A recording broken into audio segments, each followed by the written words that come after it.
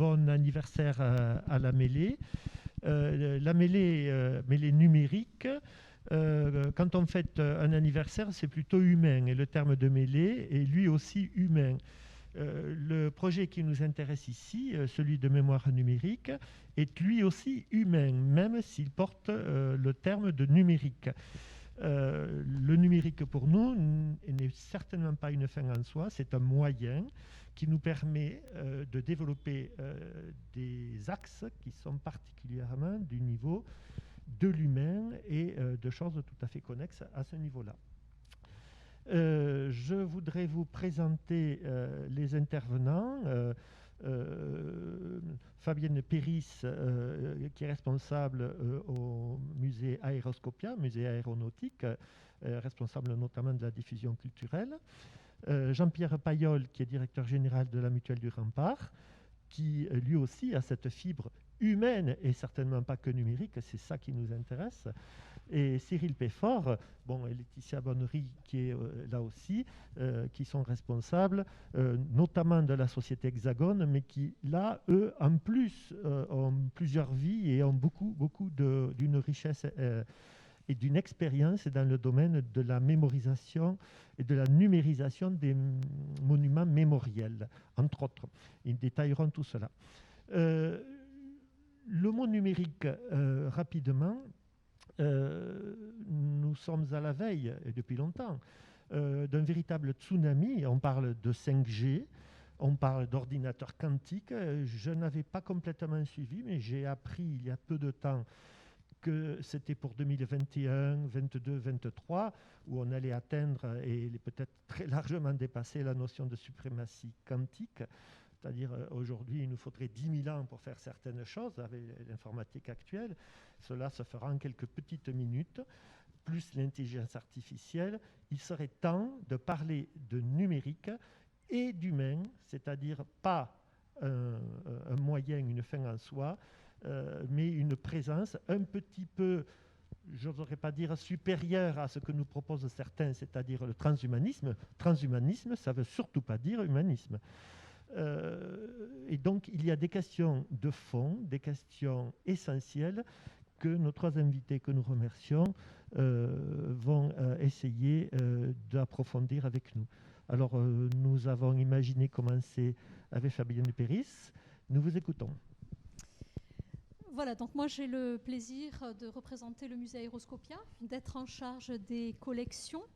Alors, qui dit collection au musée Aéroscopia, ce sont évidemment les collections d'aéronefs déposées par les associations et les industriels. Ce sont des objets, ce sont des ouvrages de bibliothèque, ce sont des documents d'archives collectés depuis l'ouverture en 2015, et le tout étant donné, versé à Toulouse Métropole. Alors, le patrimoine, c'est aussi la collecte du patrimoine culturel immatériel. La mémoire des anciens salariés, la mémoire de leurs gestes, de leurs paroles, est une source supplémentaire pour comprendre l'histoire sociale, l'histoire des techniques, l'histoire des savoir-faire, et ce, en complément des archives écrites. Car, pour reprendre les termes de Florence Descamps, qui est spécialiste de collecte de mémoire orale, la mémoire orale vient en complément des archives écrites, surtout quand elles sont de nature à dominante juridique ou technique.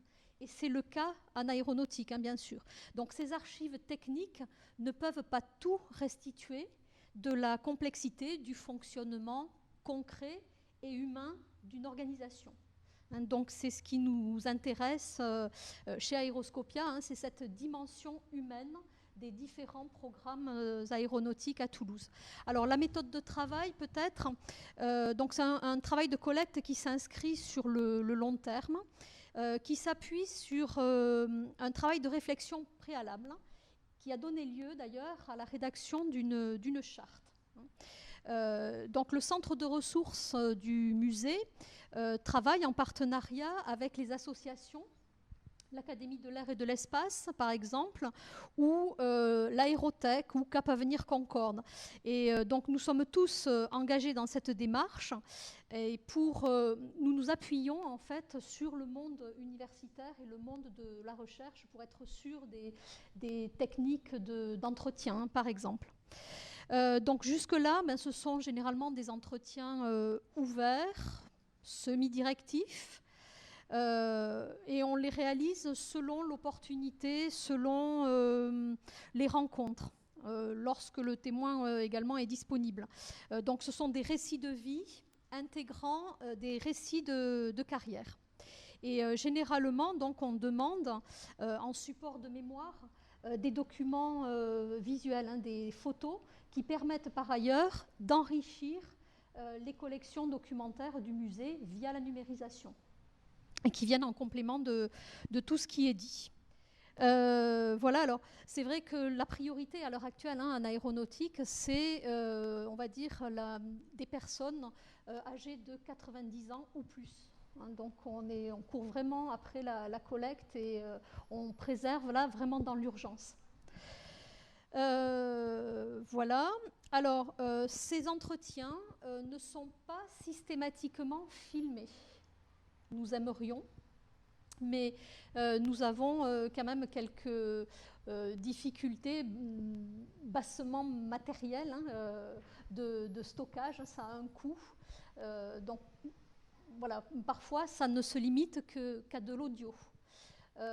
Et puis, on rencontre aussi chez ces personnes-là quelques réticences à parler devant une caméra.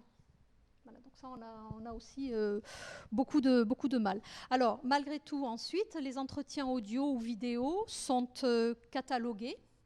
On présente rapidement la carrière du témoin et dans la mesure du possible, on indexe les enregistrements. On détaille vraiment pratiquement à la minute.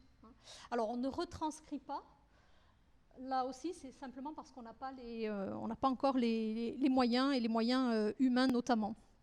Et ensuite, donc, la consultation de ces enregistrements s'effectue sur place selon les règles de communicabilité établies avec le témoin. Voilà, alors, au-delà de la seule mission de conservation, la collecte de témoignages est l'occasion de créer des moments d'échange, des moments de convivialité qui sont indispensables à la vie du musée et qui d'ailleurs font vraiment partie des objectifs du projet Aéroscopia, dans un souci de solidarité intergénérationnelle. Donc, tous ces enregistrements sont valorisés, parce que bien sûr on travaille pour la pérennité, pour les historiens, mais pas que. Il faut aussi qu'on puisse réutiliser au quotidien tout ce matériel. Donc on valorise via les espaces muséographiques, avec l'entretien audio vient en support de ce qui est présenté dans le musée. On s'en est servi dans l'application de visioguidage également. Et on valorise aussi auprès du public scolaire. Et alors là, on a mené tout un travail, alors c'était en 2016, tout un travail autour du Concorde, impliquant les seniors de la ville de Blagnac, des associations et les jeunes du lycée Saint-Exupéry. Donc il s'agissait pour les jeunes d'aller à la rencontre des anciens, et pour les anciens, il s'agissait de partager la dimension humaine du programme Concorde. Il ne s'agissait pas de parler de technique. Et ce que voulaient les anciens, en fait, c'était vraiment transmettre cette passion aux jeunes, dire, voilà, nous, on a eu notre Concorde, on a eu notre projet,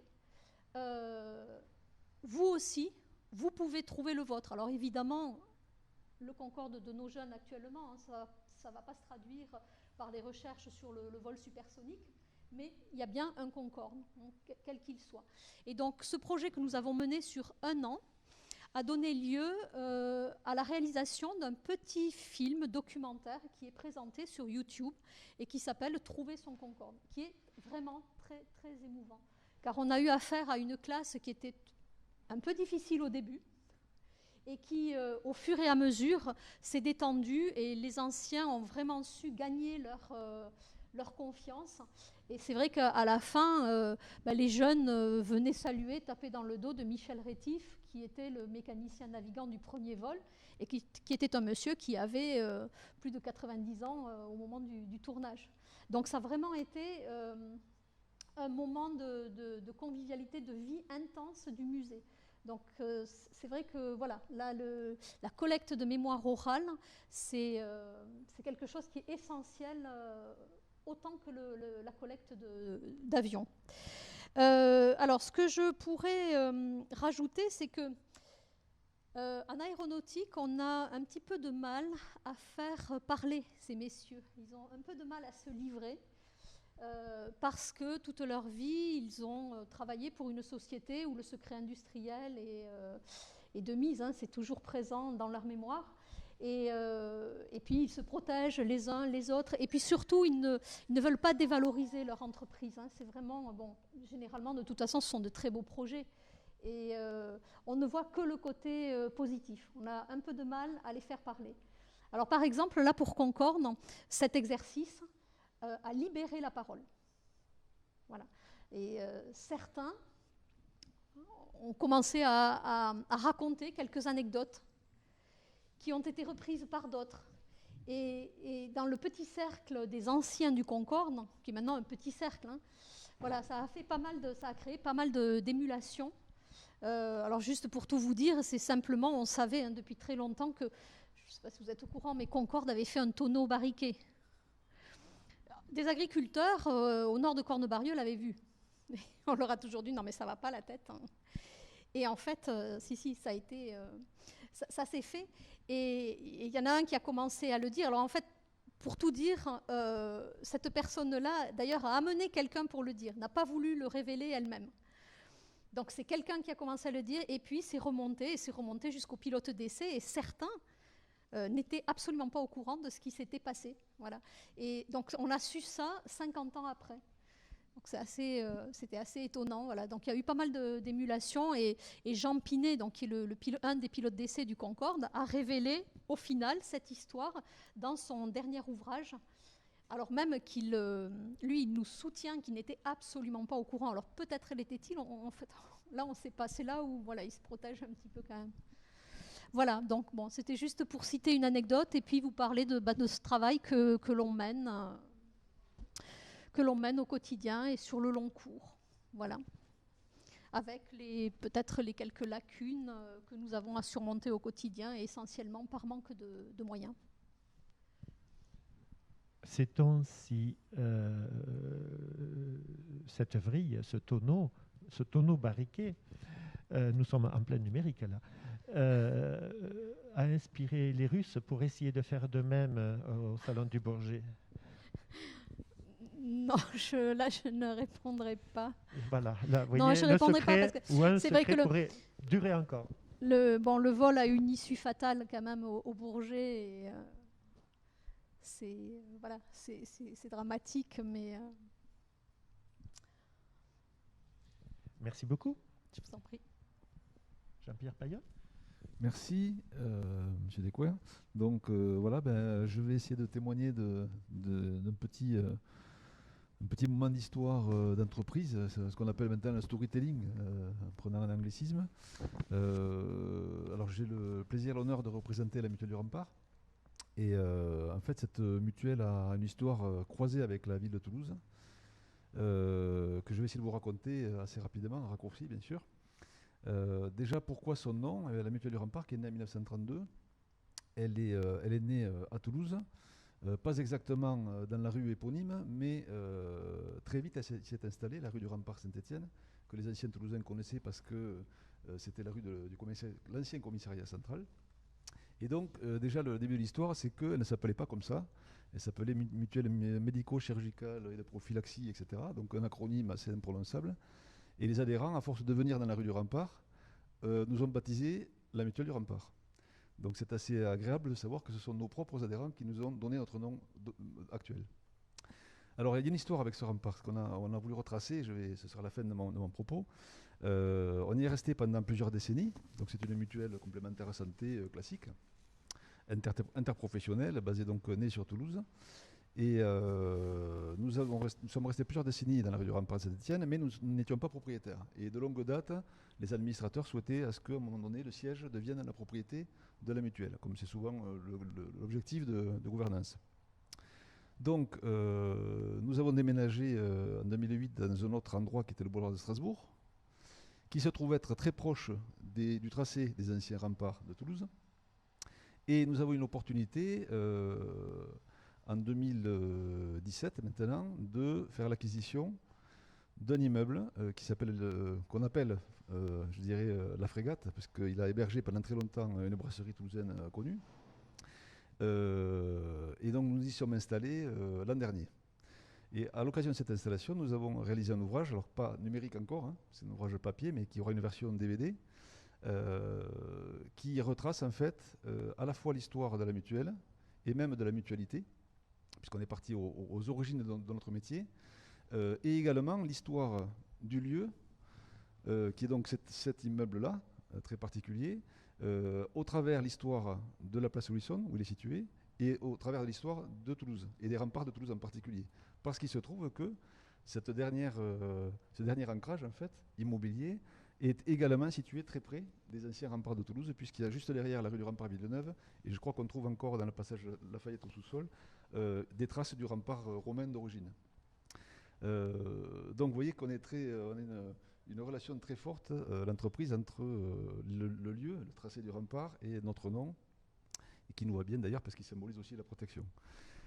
Donc à l'occasion de cette installation, qui a fait l'objet d'une réhabilitation très importante, puisqu'on était un secteur sauvegardé, donc sous le contrôle de l'architecte des bâtiments de France, on a réfléchi sur notre histoire en fait, et on a réalisé cet ouvrage dans l'idée qu'il retrace à la fois l'histoire de Toulouse, comme je disais, de la place Wilson et du bâtiment lui-même, et également l'histoire de la mutualité et de notre mutuelle. Et pour ce faire, on est allé piocher dans des fonds différents. Pour ce qui était de la mutuelle, des fonds professionnels, hein, bien sûr, donc des documents officiels, des documents de l'entreprise. Hein. Donc on est allé retrouver des bulletins d'adhésion, des cartes d'adhérents, des documents de communication, etc. Donc on a fouillé dans nos archives qui sont assez importantes pour illustrer cet ouvrage.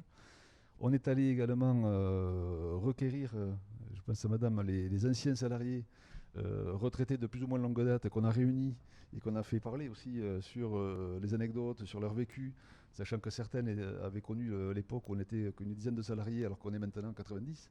Donc il y avait beaucoup de choses à raconter. Ces témoignages-là ont été compilés, ont été triés aussi. Donc ça nous a fait une matière première assez importante pour raconter, encore une fois, l'histoire de la mutualité et l'histoire de notre entreprise.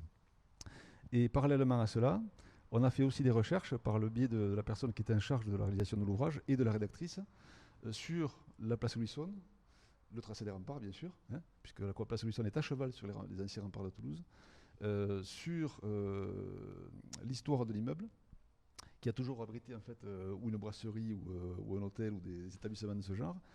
Ce qui faisait sens pour nous aussi, parce qu'en fait c'est un lieu qui a toujours été dévolu à la convivialité, et on trouvait logique que finalement une institution qui parle de solidarité s'installe dans un lieu de convivialité. On n'est pas très loin dans le mode humain, dans le modèle humain. Et donc ces recherches-là par contre ont porté effectivement sur des documents, des archives départementales, municipales, la dépêche aussi nous a un petit peu aidés. Donc on est allé essayer de retrouver l'histoire du lieu, hein, qui allait nous héberger. Donc on a retrouvé effectivement un assez grand nombre de documents. Nous avons filmé aussi tout le chantier par une série de petits épisodes, je crois qu'il y en a une bonne dizaine sur toute la réhabilitation qui était assez conséquente, assez considérable, avec des contraintes, notamment de conservation, puisqu'on parle de mémoire. Alors là, ce n'était pas le patrimoine immatériel des témoignages des personnes, mais c'était le patrimoine architectural et mobilier, je vais y venir. Donc par exemple, il a fallu conserver l'escalier central qui est magnifique, qui date de la création de l'immeuble en 1830 à peu près. Mais également une tapisserie qui était assez recherchée, qu'on a dû repositionner à notre endroit après l'avoir décollé non sans mal. Nous avons récupéré dans le magasin d'optique, puisqu'en fait nous avons créé une mutuelle seconde, une mutuelle sœur, qui elle est un centre de santé et un magasin d'optique d'audioprothèse. Donc dans ce magasin, nous avons restitué l'ancien bar de la brasserie que nous avons rénové. Nous avons déplacé de sens, mais on l'a maintenu dans l'état. Ça, c'était de notre fait, je dirais, ce n'était pas des contraintes de la BF. Également, la vieille tireuse à bière en cuivre, des poignées de porte façon Courrèges de l'ancienne brasserie. Nous avons fait un reportage photo de tout le mobilier qui était présent avant que nous nous installons, pour justement conserver des traces du café qui était en déshérence. Nous avons retrouvé, par quelques hasards heureux, le chef de cuisine de l'établissement de la frégate qui a duré pendant, là aussi, je crois, 2 ou 3 décennies, qu'on a fait témoigner également. Donc, il nous racontait des anecdotes sur ce qui se passait en cuisine, etc. Donc, on a essayé d'exploiter au maximum le patrimoine architectural, mobilier et humain des deux côtés, c'est-à-dire à côté, alors c'était plus immatériel côté mutuel, bien sûr, mais également physique et également humain du côté de l'immeuble et de l'édifice. Voilà, et nous avons donc dans cet ouvrage qu'on a appelé Confidences mutuelles fait parler en fait 2 personnes, comme si c'était 2 personnes bien sûr, à savoir la personne morale qui est la mutuelle du Rempart et également la personne imaginée que serait la place Wilson. Et donc ces 2 personnes qui représentent deux amis qui se retrouvent après un long chemin, s'échangent réciproquement dans un dialogue leur histoire en fait, et communiquent sur leur histoire pour arriver effectivement à l'aboutissement pour nous qui a été l'installation dans ce lieu emblématique. Voilà. Donc, alors, on en est un ouvrage papier. Comme je le disais, le lien avec le numérique, c'est tous les documents sont bien sûr numérisés. On va surtout sortir un DVD qui présentera quelques bonus aussi qu'on n'a pas mis dans le livre et qui permettra une diffusion plus large que l'ouvrage lui-même. Voilà, donc c'est un petit témoignage sur la vie d'une entreprise à travers toute sa dimension humaine, qui est quand même une vieille dame maintenant, mais qui essaie de se réinventer régulièrement, et finalement d'un lieu qu'elle n'a jamais tout à fait quitté, qui se traçait des remparts qui lui a donné son nom. Voilà ce que je pourrais dire en quelques mots. Merci beaucoup. Voilà un bel exemple du retour sur l'humain, avec évidemment un acteur, une entreprise de l'humain, très particulièrement de l'humain, qui a cherché à retrouver ses racines et le sens de ce qu'elle porte. Merci. Cyril Peffort. Bonjour à toutes et à tous. Donc Cyril Peffort. Je vais me présenter car c'est aussi une idée qui a été portée par une carrière militaire en fait, et qui m'amène aujourd'hui à avoir envie de numériser les monuments mémoriels et plus particulièrement les monuments aux morts. Donc j'ai un passé de plus de 20 ans dans l'armée, dans les parachutistes, et au retour dans mon village, on m'a demandé de prendre la présidence d'une association d'anciens combattants qui était en voie de disparition, comme beaucoup d'associations aujourd'hui. Dès la première cérémonie au Monument aux Morts, je me suis aperçu que les enfants n'étaient pas forcément présents au rendez-vous pour honorer le sacrifice de nos anciens. Et je l'ai vu par plusieurs fois dans d'autres cérémonies. Les anciens m'ont parlé de leur monument, de notre monument, voilà, qui vieillissait. Et ils voyaient les enfants s'asseoir dessus, jouer au téléphone. Et m'est venue une idée. Plutôt que de jouer au téléphone assis devant un monument, pourquoi pas jouer avec son téléphone pour apprendre son histoire en fait. Et donc j'ai trouvé des collaborateurs, enfin j'ai cherché des gens qui pouvaient m'aider pour numériser le monument, le rendre numérique, avoir un lien numérique entre la mémoire qui retient et les nouvelles générations, les jeunes. Les jeunes aujourd'hui, ils adorent le numérique, les téléphones, les tablettes. Et donc il y a vraiment quelque chose à faire là-dessus. Donc je voulais qu'on puisse avoir ces informations accessibles sur son téléphone. Donc pour cela, on a créé une application. Voilà, tout ça vient d'abord d'une association dont je suis toujours président, d'anciens combattants. Et pour aller plus loin, on a créé la société Hexagone. Voilà, donc c'est la société Hexagone que je vous présente aujourd'hui. On est 4 partenaires, 4 associés. Et on a maintenant le soutien de l'État pour aller plus loin dans cette démarche, puisque l'idée générale, quand même, c'est de multiplier cette idée, ce projet qui est en cours aujourd'hui, et de le multiplier localement, au niveau du territoire, voire pourquoi pas nationalement, si l'État nous aide aussi dans cette idée, quoi. Aujourd'hui, on a numérisé le monument de Lombers, qui est un petit village du Tarn. Et on a entrepris de développer le chantier autour de la communauté des communes, donc, qui regroupe 16 monuments. Donc on va interconnecter les 16 monuments. Et donc je vais vous présenter la façon de faire avec son téléphone. En fait, c'est assez simple puisqu'on a créé une web app qui s'appelle Exalinks. Il suffit d'aller sur Google et de noter le nom Exalinks dans la barre de recherche. Et on arrive directement sur une web app qui nous ouvre en fait un appareil photo. Et une fois qu'on a connecté le monument aux morts, il suffit d'être devant le monument, donc sur la place publique, de le photographier. Donc là, on est sur un monument aux morts, mais on peut faire la même chose sur une carte de visite, sur un tableau dans un musée, ou voilà, on peut extrapoler la chose, hein. Et donc, quand on flash ce monument, on a automatiquement l'accès à des données numériques du monument. On a accès aux archives en fait, de ce monument, de sa création. Donc la plupart ont été créés forcément après la guerre de 14-18.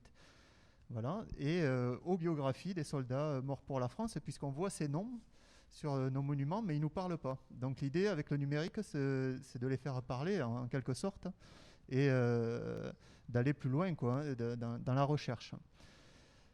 Mais numériser le monument via une société, via des professionnels, c'est pas très intéressant en fait pour la transmission du devoir de mémoire. Donc de suite, l'idée que j'ai eue, c'est de faire travailler les jeunes du village autour d'un chantier jeune. Et là maintenant, on est parti sur le scolaire, hein, donc dans les écoles, et au collège aussi de Réalmont, qui est la ville la plus proche dans ma communauté des communes. Donc les enfants font partie prenante du projet, et c'est eux qui le réalisent avec le soutien des anciens combattants locaux, du Souvenir français, des acteurs, des élus locaux, ou alors pour le collège ou les écoles, les professeurs. Voilà, donc on encadre les élèves.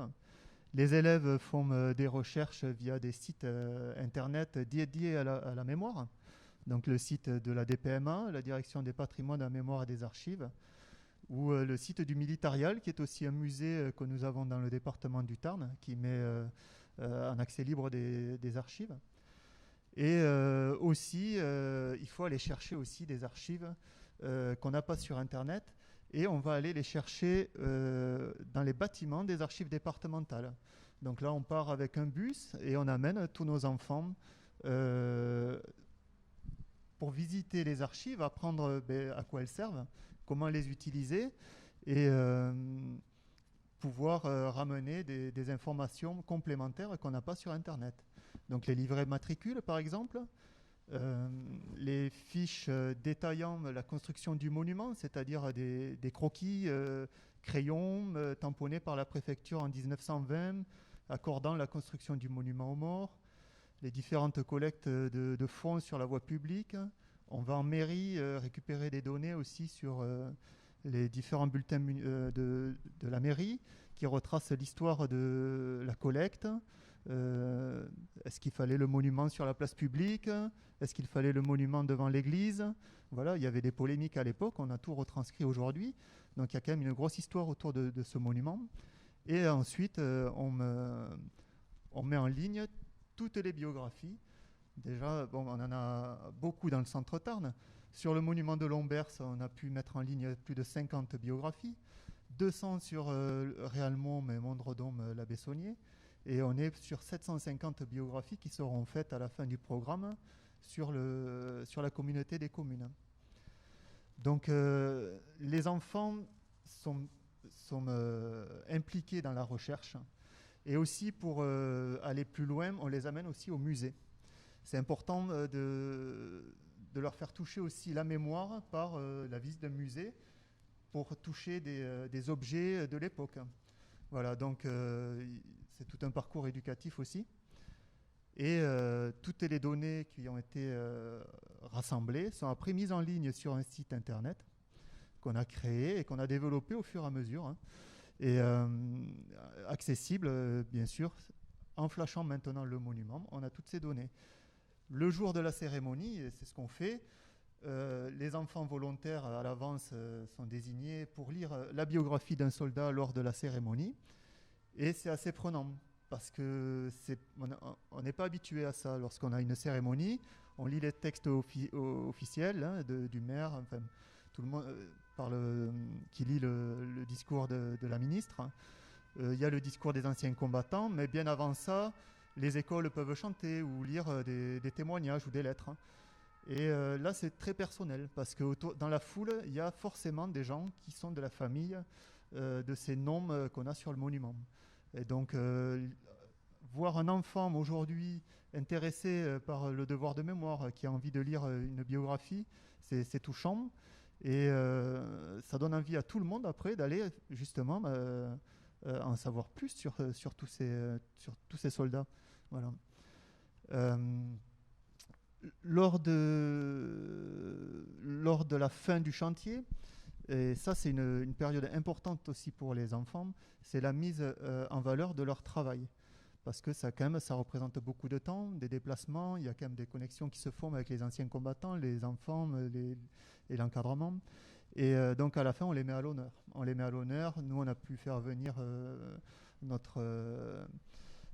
y a le maire, il y a le député qui vient. Nous, la suppléante aussi est venue. Les familles. On a exposé le travail à toute la population et mis à l'honneur aussi le jour de la cérémonie. Voilà, donc tout ça c'est vraiment important, c'est un travail de mémoire qui lie le numérique et la mémoire collective. C'est intergénérationnel puisqu'on connecte les plus jeunes et les anciens. Dans nos recherches, on va chez les gens aussi dans le village, hein, on va faire du porte-à-porte pour récupérer des informations complémentaires à photographier ou des témoignages. Voilà, donc ça lie aussi les gens entre eux et tout cela autour du numérique. C'était une évolution pour moi de créer cette société pour pouvoir aller plus loin. Aujourd'hui, on a des contacts très proches avec l'État, notamment le ministère des Armées, l'ONAC, l'Office national des anciens combattants, qui me soutient dans cette idée, dans ce projet. Aussi la DPMA que j'ai citée, donc qui est vraiment en charge de la mémoire et des archives, et qui trouve cette idée très intéressante et très innovante aujourd'hui. Et puis, heureusement, on a eu des partenaires aussi qui nous ont aidés, comme le Crédit Agricole aussi, qui a financé le tout premier projet. Donc, c'est une étape, déjà, d'avoir fait ces monuments dans mon département. J'ai quand même un objectif un peu plus important que j'aimerais étendre au niveau du département, pourquoi pas au niveau régional et national, si les partenaires continuent à nous suivre. Aujourd'hui, ils nous suivent, ils sont très intéressés. Il est possible qu'on aille beaucoup plus loin, on a des pistes quand même assez sérieuses. Donc je suis très heureux de vous présenter ce travail de mémoire qui lie le numérique et la mémoire et la jeunesse. Voilà. Merci beaucoup. Je retrouve dans ce projet d'abord quelque chose de très original, c'est-à-dire la pratique directe du numérique appliqué à des éléments mémoriels. Et surtout, j'ai envie de le dire là, de premiers résultats en termes de pédagogie, de jeunesse évidemment, et de citoyenneté.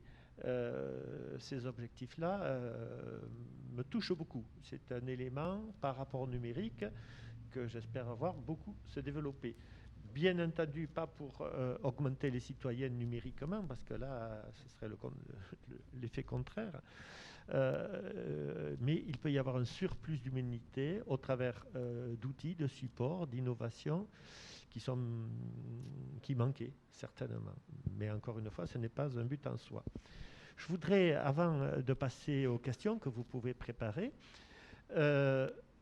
vous faire un petit retour sur les éléments d'amont qu'il y a dans la commission de la mêlée numérique qui porte le nom de mémoire numérique. En amont, il y a deux auteurs, deux créateurs, Dominique Pont, actuellement par ailleurs responsable de la transformation numérique de la santé auprès de là puis du ministre de la Santé. Il y a, et Serge Maître-Jean, qui ont écrit en particulier un ouvrage qui s'appelle Eternesia. Eternesia comme éternité. Vous trouverez cet ouvrage important, y compris quantitativement, sur Internet en mettant le mot-clé. La commission mémoire numérique est née il y a quelques années et Eternesia a donné origine à une association qui a été créée en 2015, c'est-à-dire il y a, on va dire, 5 ans et quelques. La commission mémoire numérique s'est réunie de nombreuses fois. Elle a cherché à comprendre toute la complexité du domaine. Aujourd'hui, nous nous rendons compte que le projet est extrêmement ambitieux, extrêmement complexe, d'où l'aspect itératif de notre recherche pour aboutir à une déclinaison concrète avec des financements qui seront nécessairement à terme lourds. C'est un projet qui ressemble beaucoup, alors qu'il est en train de naître localement, puis nécessairement, je l'espère, régionalement, nationalement, et il pourrait trouver sa concrétisation, pas finale, mais importante, notamment au niveau européen, à la façon de la notion de service universel dont on parle, y compris dans certains textes. La commission mémoire numérique s'intéresse à de très très très nombreux domaines, que ce soit bien entendu informatique, cybersécurité, éthique, plan de modèle économique, par exemple, évidemment, puisque nous voulons nous attarder sur l'aspect humain des choses que le numérique peut accompagner, nous nous intéressons à tout ce qu'il y a d'éthique à porter et respecter. Pour expliquer, mais très rapidement, alors on peut trouver, si on fait une petite bibliographie, de très très nombreux projets qui ressemblent à ce que nous cherchons à porter dans ce projet de mémoire numérique. Je voudrais parler de l'un d'eux, qui en plus n'a pas abouti, parce que son porteur est mort avant d'avoir concrétisé. C'est le projet KEO, K-E-O, c'est un satellite qui était susceptible de partir avec Ariane 5 en particulier, un petit peu à la façon de Voyager, etc. L'idée était de récolter des traces de vie humaine, des contributions écrites. Alors c'est très amusant parce que dans le projet, on y lit que l'on veut aussi que les analphabètes écrivent. Pour envoyer de manière dématérialisée dans le cosmos, donc la fusée lancerait ça, pour que toutes ces contributions de terriens fassent un tour dans l'univers et reviennent dans 50 000 ans pour laisser une trace aux futurs terriens de ce qu'avait pu être une certaine humanité à un certain moment donné. Peut-être que c'est utile, puisqu'avec tout ce qui est en train de se passer, c'est pour ça que Cyril Peffort, qui tient à donner une vraie valeur aux éléments mémoriels qui peuvent dater de la dernière guerre ou même de la précédente, là il y a du sens et il y a quelque chose qui fait vraiment bouger les cultures et les savoirs. Et je trouve que ça ressemble beaucoup à quelque chose d'européen. Il y a des fondamentaux qui sont bien défendus à ce niveau-là. C'est quelque chose, c'est réellement un projet d'avenir. Donc, il y a il y en a d'autres. Hein. C'est à la façon de conserver, vous savez, les semences dans les réserves du Svalbard. Parce qu'on a l'impression, c'est pour ça que je trouve qu'il y a un petit aspect mélancolique dans le projet, comme si l'on craignait. Il est vrai que la planète commence à être un petit peu endommagée, comme si l'on craignait une phase qui pourrait se venir plutôt tôt que tard, et qu'il y a matière à témoigner pour le futur, pas simplement comme si nous voulions fabriquer des fossiles numériques pour les générations beaucoup plus futures, mais un petit peu quand même, un petit peu. Donc je ne veux pas complètement expliquer cela, mais je pense qu'il y a un aspect liminaire important. Donc je vous ai parlé d'Eternesia, de cette association, des deux auteurs initiaux, de la commission mémoire numérique et des travaux que nous sommes en train de réaliser, mais de manière itérative, parce que si nous nous intéressons à l'éternité, j'aimerais moi aussi utiliser le terme d'intemporalité. Numérique vaut redécouverte du mot humain et de tous les éléments éthiques et fondamentaux qui vont avec. C'est pour ça que nos invités nous ont décrit des exemples bien précis, bien ponctuels, mais qui témoignent tout à fait de surcroît au niveau d'entreprise. L'entreprise est un excellent porteur d'éléments qui témoignent de la notion d'humanité, etc. Donc là, nous avons des exemples clairs et nous allons pouvoir poursuivre au niveau des questions que vous pouvez nous poser. Nous vous écoutons. Si. Alors tout le monde peut poser des questions, que ce soit sur l'estrade ou dans le public. Alors si j'ai bien compris, oui, alors là... J'ai le micro, j'en profite. Voilà. C'est un abus. J'ai plusieurs questions, mais... Est-ce que vous avez pu mesurer l'impact de ce travail autour de la mémoire sur les salariés de l'entreprise? Alors, je vous réponds, madame Donc, bon, déjà l'entreprise, si vous voulez, c'est peut-être un peu immodeste ce que je vais dire, mais j'ai le sentiment qu'on forme une communauté humaine déjà très soudée. Voilà. On a une fidélité, pour donner un exemple, on a une fidélité moyenne à l'entreprise de peut-être au moins 20 ans par salarié. Alors bien sûr, il y a des gens qui arrivent et d'autres qui partent, mais je veux dire par là que pour nous, le capital humain, ça c'est un préambule, hein, mais pour nous, le capital humain, ce n'est pas une charge, même si c'est une charge comptable, c'est un investissement. C'est-à-dire qu'on est déjà une société de service, on n'est pas une société de production où la machine est parfois plus importante que l'homme, ou la femme bien sûr, mais on est une société de service. Donc déjà c'est important, la relation humaine, le climat était très important. Mais en particulier dans notre structure, c'est quelque chose, ça fait véritablement partie de notre ADN, de notre culture.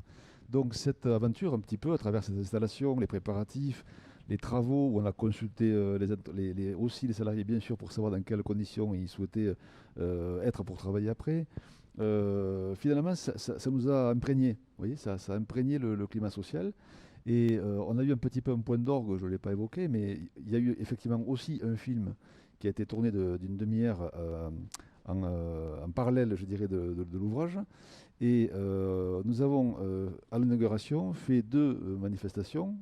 Une qui a été autour de la mutuelle du Rempart, qu'on a faite au Gaumont, qui était juste en face, et une autre au marché Victor Hugo, où là on a réuni, là aussi, tous les salariés, mais dans un cadre beaucoup plus convivial. Et tout ça pour dire qu'en fait, ces événements-là, ils sont venus couronner tout ce processus de l'acquisition, en passant par la réhabilitation, jusqu'à la recherche de tous ces éléments mémoriels chez les salariés actifs ou chez les salariés retraités, chez les partenaires aussi de la mutuelle, ou les gens qui gravitent, je dirais, autour, les prestataires. Donc ça nous a imprégnés, et je ne pourrais pas dire qu'il y a eu un impact spécifique lié à ça, parce qu'en définitive, il n'y a pas eu de déconnexion. À aucun moment, il y a une déconnexion, si vous voulez, entre le personnel, les salariés, les collègues, et toute cette aventure dans laquelle ils ont participé depuis le début. Vous voyez, donc ça m'est difficile de dire qu'il y a un impact positif ou certainement pas négatif, parce que il n'y a pas eu un effet de seuil, vous voyez, il n'y a pas eu un avant et un après, ça fait partie, et c'est venu un peu au contraire couronner, comme je dis, une histoire qui est déjà assez intense, quoi, assez chargée, humaine, hein, j'entends. Voilà, c'est mon sentiment. Dès le départ. Voilà, exactement. Alors, peut-être que ça n'aurait pas été d'ailleurs le cas si on n'avait pas eu déjà ce climat social dont on bénéficie dans cette collectivité-là. Quelque part, ça se justifiait totalement. Oui, parce que généralement, ce genre de travail peut être fédérateur d'une équipe. Par le d'une fait, entreprise. oui, tout à fait. Bon, alors on n'a pas le temps d'une question. Donc nous vous remercions, nous remercions la mêlée pour son accueil et nous vous disons rendez-vous, si j'ai bien compris, y compris sur YouTube et dans les prochaines commissions, notamment de la mémoire numérique. Merci et à bientôt.